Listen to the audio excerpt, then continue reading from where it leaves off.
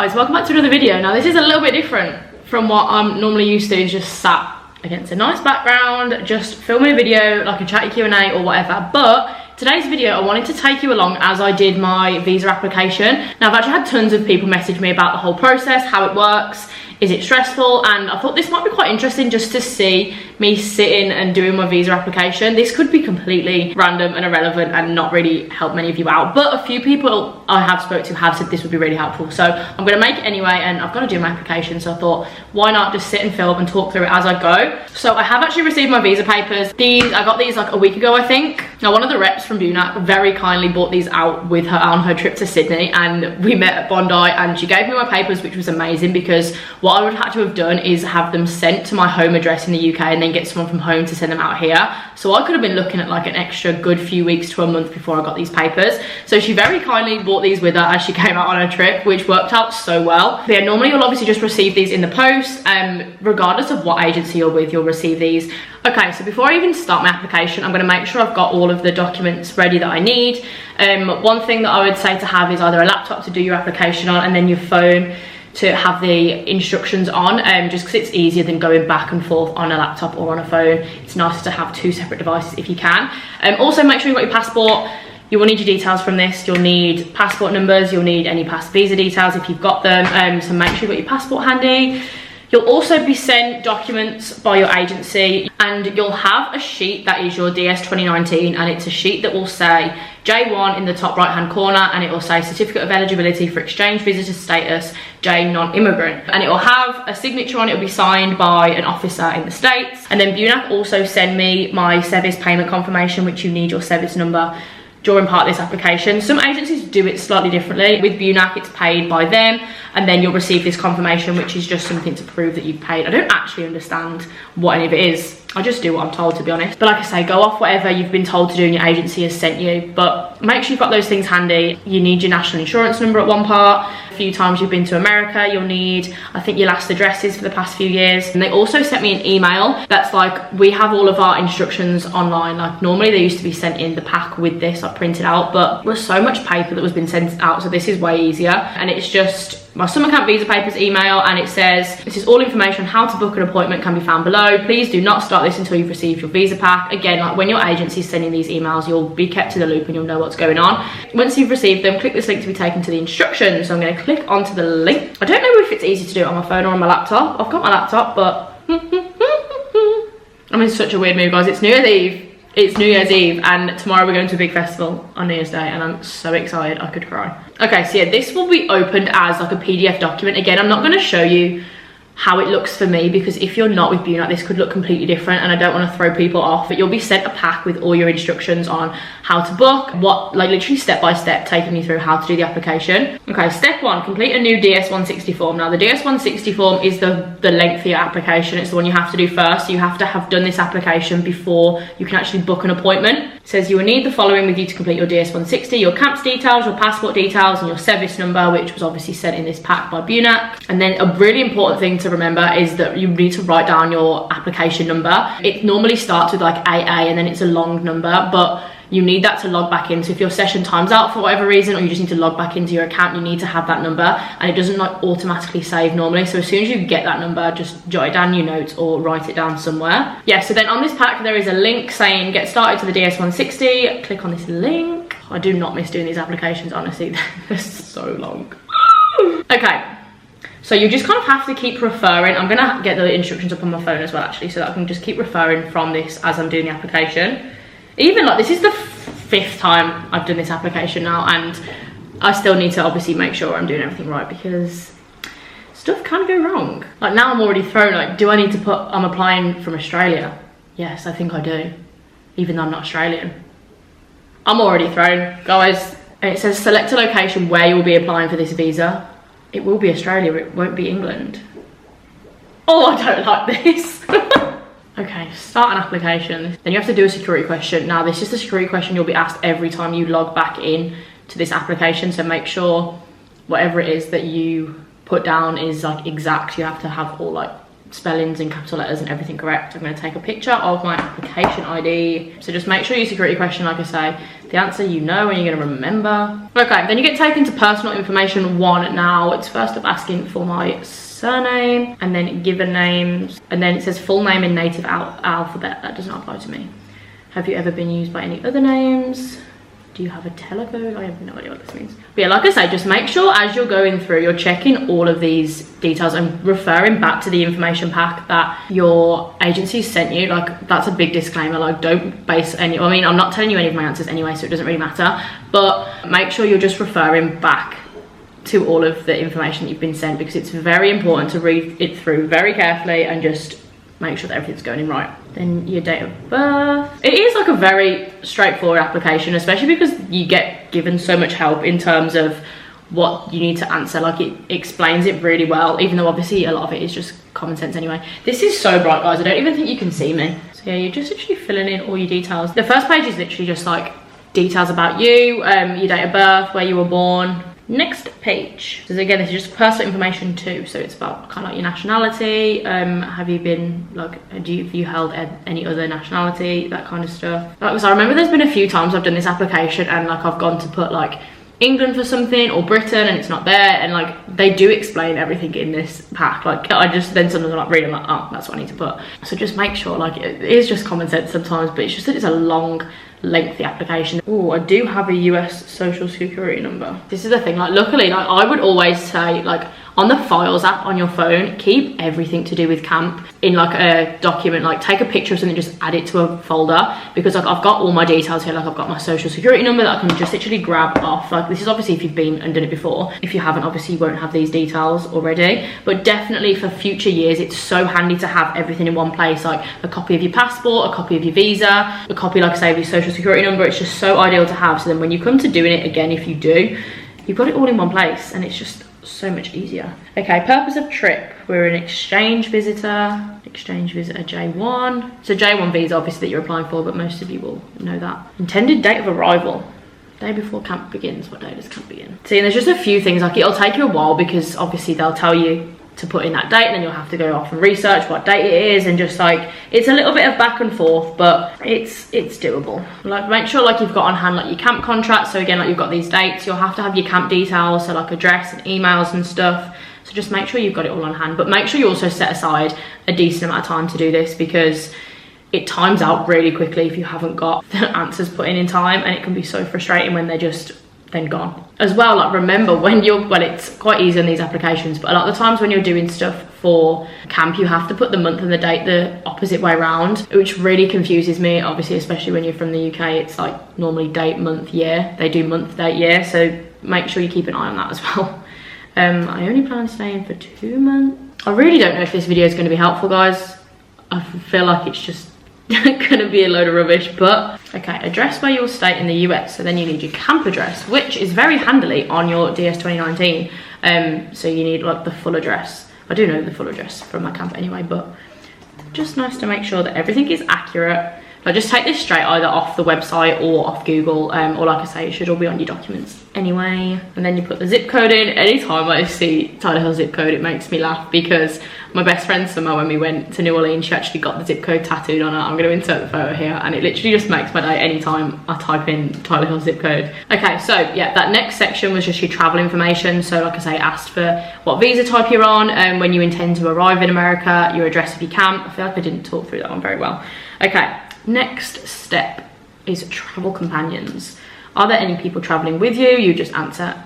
I think you have to put no anyway. Oh yeah, apparently it refers to like children or a husband or a wife. So I think for everyone it would normally be no. Again, don't quote me on that. Make sure you're still doing this based on you. This is just based on me. I feel like I always have to put disclaimers out there, because I don't want anyone to kind of do an application like this and copy my answers for certain things and then be like, oh, well, actually you told me to put this. And I'm like, I didn't, honestly. Yeah, so just like I say, please make sure you're going back to what they've advised you to put and what it actually applies to you. Okay, this is the section that stresses me out, and it's previous US travel information, and you have to put in the last times you've been to America, if you've ever been issued a US visa before, which obviously I have. So you have to just go through this, and it's a super lengthy form, and it's always, every time I get to this section, I always call my mom and I'm like, Mom, when was the last like 5 times I went to the States? Like, what were the dates? And every time she's like, why have you not wrote these down? And every year we have this conversation. I'm like, you know, I'm gonna write everything down so I know what dates I went to which place in America, and every year I forget. So, and I can't even call her now because it's evening back in the UK, so that's not ideal. Have you ever been in the US? And you have to answer it like this. Have you ever been issued a US visa? Okay, so this is when you have to provide information on your last 5 US visits. So what I'm going to do, I'm going to quickly like do this. I'm not going to talk through it because obviously that is so irrelevant to anyone else. I think I have a rough idea, and it doesn't have to be exact to the date. Like, it's a best estimate. I think they understand that, like, you could have gone to the US, like the last time could have been like 10-15 years ago, so they know it's not going to be accurate to the date, but it's just kind of like a rough idea in how long you were in the country. So yeah, I'm going to quickly add all these in now. Okay, so I've just put in all of those details and all of those dates. I'm thinking this video is just gonna be nice for someone to put this on in the background as they're doing their own visa application and just kind of listen to me talk through it, because I really don't think this is gonna be helpful at all. And then it asks you if you've ever had a US driver's license. Have you ever been issued a US visa? Now, in the notes section on what Bunac sent me, it says that it doesn't count if you've had an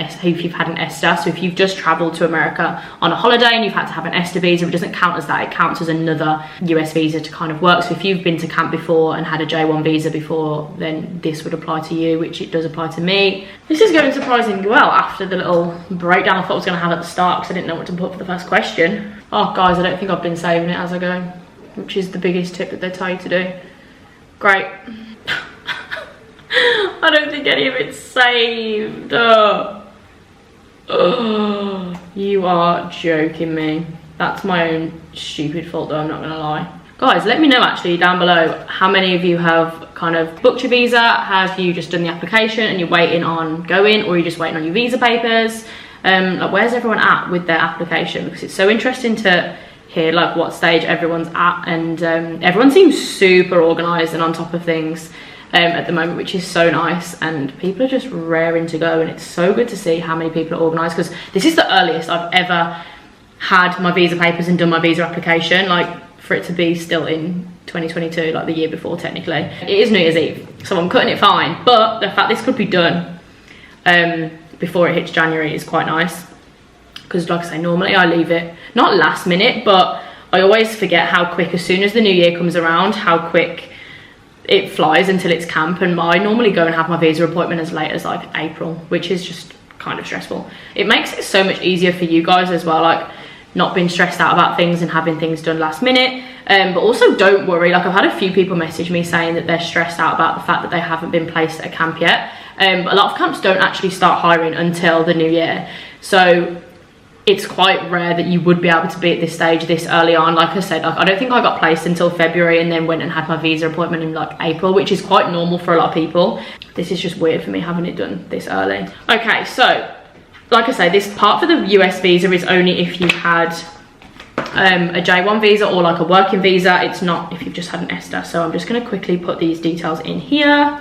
Okay, next step is just about your address and your phone information. So you need to put your home address, phone numbers. It'll ask for your email address. It also asks about social media, like do you have a social media presence? So you need to put your platforms down on there. So, you know, this is when I confuse myself, because I'm applying out in Sydney.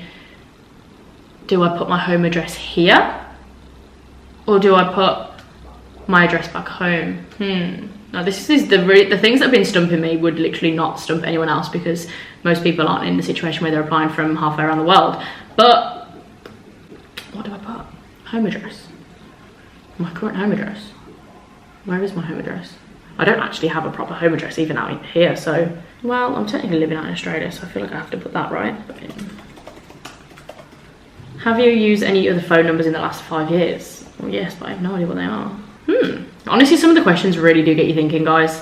I realise I'm just literally letting you watch me type and you have no idea what's going on. I feel like this is just horrendous. So yeah, I've just put my home address in, my phone numbers, then it asks you for an email address. Okay, and then it's the section on the social media. So it asks for like what platforms you're on, and then I think your handle, like what your social media identifier is, which is pretty cool actually. Okay, next step is passport details. like it's a good application. It is very straightforward. You just have to make sure you're switched on and you looking and reading at what you're doing, because sometimes that's what I don't do. It'll ask you for your passport details, what type of passport you have, your passport number, passport book number. I don't have. What's a passport book number? So you can see what I mean about it. It can just take a while because you have to go back and forth between like checking all your details and making sure everything's right. And it just asks for your issue date, expiry date, like the standard passport detail questions. Okay, so passport information is done. I'm gonna save that. Okay, so I've put my address in, put my phone number in, emails in the social media section. I feel like I've spoke about this so much. It's gone back to that other section as well. Passport details, done. I feel like I'm such a stress head when it comes to this. Okay, and then US point of contact. So this is the details of your camp director. So again, you'll need to find this either on your documents or on the website or email and ask them for their details, but you'll probably know their names and stuff anyway. Again, like they do make this kind of idiot proof, like the amount of detail they put into the information pack that helps you do the application. I think I'm just honestly being ridiculous right now. Employer, okay. Next up is family and relatives. This honestly is getting me so excited to get back to camp, guys. You have no idea. I can't wait.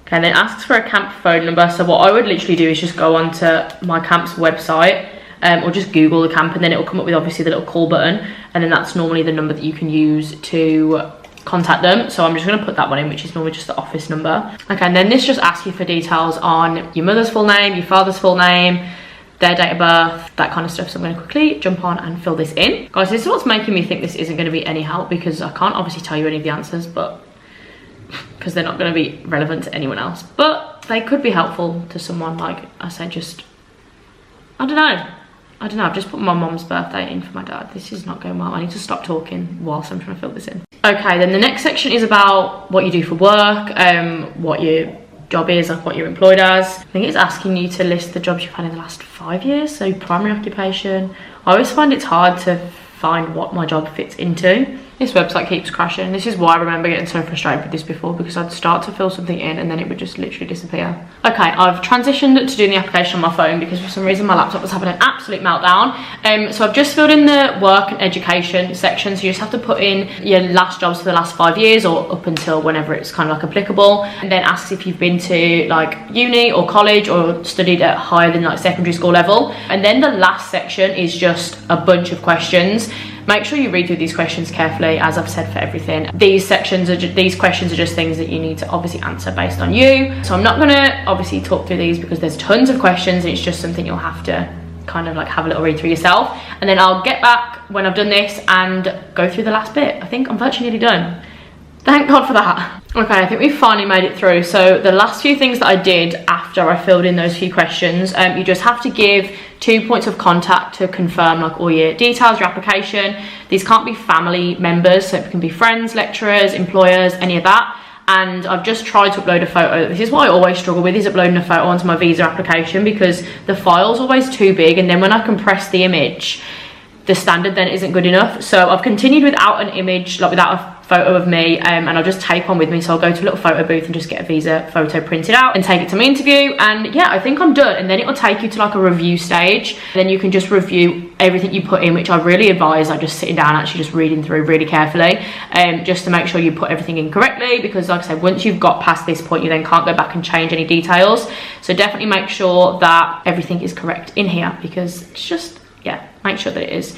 So yeah, take some time, go through that, and then I'll come back when I'm on the next stage. And then I think we've actually done. This has taken me like 3 hours though, guys, honestly, and it has taken me a while because I've been a little bit daft with certain things, but we move. Hello guys, I wanted to quickly hop on and just finish off this video because I realised I had no sort of outro or ending to this video as I've just come to end it. So I hope this has been helpful. Like I said throughout the whole video, it just seemed really random, and obviously I wasn't able to show you anything I was obviously putting in my application, but it might just be nice for people to, if you haven't maybe done the application yet, to watch this and just kind of get an idea of the kind of things they ask you for, so you can be a little bit more prepared when you do your visa appointment. But the main thing to take away is just please, please, please make sure that you read through and listen to all the information that your agency sent you, about when booking a visa, don't just go from this video and start like trying to apply for your visa now if you haven't received your papers and like you've been given the go-ahead from your agency to do so, if that makes sense. Make sure you are waiting until it's kind of the right stage for you, because everyone's at such different stages with their application at the moment. So don't worry if you're at a completely different stage to someone else. Honestly, do not worry. It's still so early on, it's still just January, so don't worry about any of that. But yeah, if you are at the stage where you're applying for your visa, please just make sure you read through all the information and make sure that everything they're saying is what you'll kind of do for your application, because like I say, every agency is slightly different and everything's done a little bit differently. So make sure, top tip, just read through all the information, because all the info is there. I've had a few people message me saying they're doing their visa application, like a part of it doesn't make sense, like they've been asked for a certain number, they don't know what they've got, and then I've said, oh, like just make sure you read through the instructions, and they've gone back to them and they're like, oh yeah, like the answer was there, like it makes sense then. So just make sure you read through it, and it is all really, really straightforward, and they do give you all the help you need, and they're there for constant support. So if you do need anything whilst you're doing your application, just drop your agency an email or try and give them a phone call and hopefully resolve any issue you've got with it, and you'll be on the way to having your visa all booked. So once, I think the last part I filmed was literally just me finishing my DS160 and submitting all of that, and I wasn't able to submit a picture, so I'll have to take a visa photo with me to the embassy, which is fine. I've had to do that most years before anyway. But I have now booked my visa appointment. I booked it a few days after I did my DS160. I held off for a little bit and then booked it in the new year, and I've booked it for, I think it's the 9th of February, it's my mum's birthday, so I've got that, and I've got to go to the Sydney embassy, so it's all really central. Like it's so much easier than having to go down to London, because I live right in central Sydney anyway, so it's so easy. But yeah, I'm excited to have all that done, and I feel like the whole process is going to be so much, I don't know, just so much quicker than the London one, because I feel like there's not anywhere near as many people that apply and go to camp from Australia as there is like from the UK. So it'll be interesting. I'd love to vlog that, because it'll be interesting to see how different it is to your guys' like experience back at the London, or I think it's the Belfast one you can go to back home. But yeah, I don't know how they are about obviously vlogging in like US embassies and stuff. Like, I don't think I could, but I'll see, we'll go.